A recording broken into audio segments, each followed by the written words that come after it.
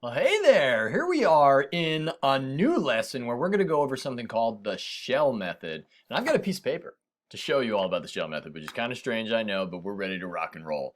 So what is the shell method all about? It's an alternative way of finding volumes of solids of revolution. So it's an alternative to the disk and washer methods. Some college professors require you to know this, some teachers in high school as well. It is not a part of the AB and BC curriculum, but it is okay to use on the AB or BC exam. Okay, so what does it start with? We'll start out with the concept actually. What we're basically doing is we're gonna take lots and lots of shells. So we're gonna take lots of really, really thin shells. I'm gonna take this piece of paper, just making a loud sound on my microphone, I'm sure. Like that, there's your shell, hey there. And that shell is very, very thin as you see. And we basically stack lots of shells, one inside of each other. So you put another shell inside of this one and another one inside of that one until it fills in the volume that we've taken up in our solid or revolution. So in order to understand why the volume formula works the way that it does, we're going to unwrap this thing. Or imagine unwrapping like a bottle wrapper on a water bottle. So you've got yourself a cylinder. We can agree with that. And in that cylinder, you've got a radius. When we unwrap this, right, when we unwrap this piece of paper, we end up with something that is very, very thin, right? That would be like dx or dy. And then we end up with an area that is a rectangle. There goes my face. It's a rectangle. And so that rectangle has a length and a width. So to find the volume, we would take length times width times the thickness, dx or dy, and that would give us the volume. So that's the main idea. Anyway, that's what happens when you unwrap it. And let me go over this. So we unwrap it. We get this height, right? That's this right here. That's your representative rectangle. We'll see that in a little bit. We get dx, that's the thickness. We went over that with the piece of paper, and we need this length. Well, this length is, and I'll go back to the piece of paper, is this part, right? That circle, when it gets unwrapped, is still the very same circle with a circumference, right? So whether you have it wrapped up or unwrapped, it's still the same circumference.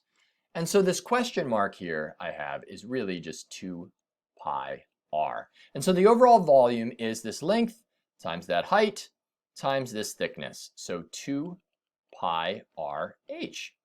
Now, in terms of, well, times dx, I should say, times dx. That gives you your volume.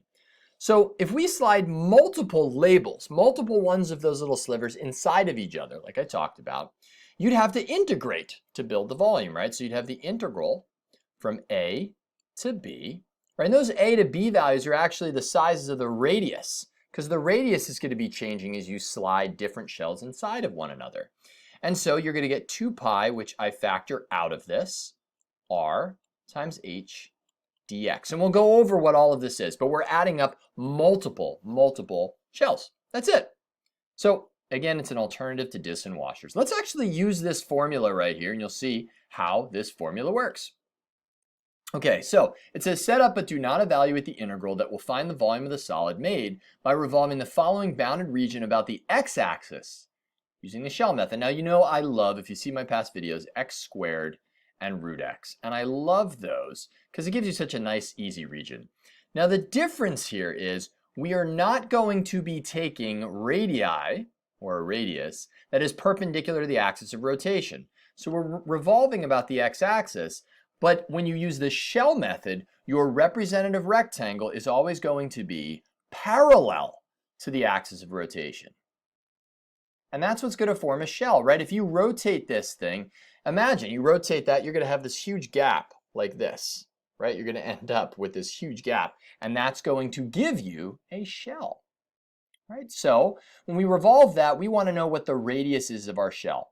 So what is the radius? Well, the radius is actually, well, it's going to be kind of interesting. It's actually just going to be this distance here, right? So it's going to be whatever y value distance we have from here to here. So the other thing that we have is we have that height that I talked about with the shell.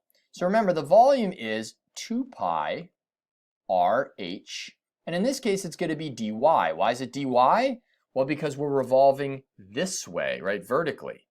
So now when you revolve about the x-axis, it's going to be dy. So why? How does this work? Well, let's take a look at it. First, we need this length right here. That's going to be the height that we talked about. That right there is h. How do we find it? We need that function and that function in terms of y. So this is y equals x squared. And so now it's going to be root y equals x. We square both sides here. That's y equals root x. That's going to be y squared equals x. So this right here is root y, and this right here is y squared.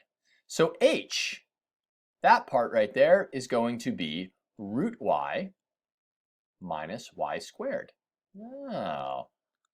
Times the thickness, dy. Now, we need the radius. Now, what is the radius? Here's the interesting part. The radius is not any of the curves. The radius is wherever you choose to put your shell.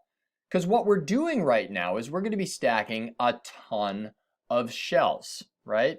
And so your radius is going to change based on whatever y value you have. So it's whatever current y value we have. So here would be another radius right here. Here would be another radius right there. And it's all at the y value you're currently at. So the radius is just y. That's it. And then you're going to have 2 pi. And we're going to integrate from 0, that's when the radius is 0, all the way up to this part here. Now these two curves intersect. When you solve this out, I'm going to make it very easy. When you solve it out, you end up with they're intersecting at x equals 1. And at x equals 0, technically. And this is the point 1, 1. When you plug in 1, you get 1 squared equals 1. So what that means is we're going to stack those shells so that the radii change from being 0 all the way to the radius being 1. So it's actually the radius we're accumulating as well as the different heights. We add up all those shells and we get ourselves our volume. That's it. So follow this template. The radius is always the distance from the rectangle to the axis. When it's horizontal like that, that's going to be a y distance. And then we want to know this height. And that height is always basically the height of the representative rectangle. It's that simple. Okay, let's go on to another one. Let's form another shell. Same exact region, surprise, surprise. So we get x squared. Here's root x coming up like that. Now we're going to revolve it about the y-axis. So again, your representative rectangle needs to be parallel to the axis of rotation. That's what's different here. There's my representative rectangle. And I'm going to show you when we revolve this about here, you end up with a shell, right? So I'm going to kind of cut that shell open. And you're going to see that shell that we get, something like that. All right, so you get some kind of a shell. And again, what we're looking for is the radius of that shell. Now the radius is what we choose the x value to be. It's any x value between 0 and 1. So again, go with your standard template, 2 pi r h. In this case, it's going to be dx. How do I know it's dx? Very, very thin width of the rectangle going this way, left and right, so it's going to be dx. Now that'll be evaluated in this case from 0 to 1 because again, our radius is going to be changing from a radius of 0 here to a radius at most of 1. What will the radius be at any point? It's whatever x value you're currently at, right? And again, it's the x value because we're going left and right. Now we need the height. Well, the height is, in this case, top minus bottom, not right minus left like it was in the last example. Top minus bottom would be root x minus x squared. Root x minus x squared, and that's it. Don't forget your 2 pi coefficient, and you're done. So the key with these problems is knowing again that your radius is your distance from the rectangle to the axis. That's either going to be x, if it's going this way, or y.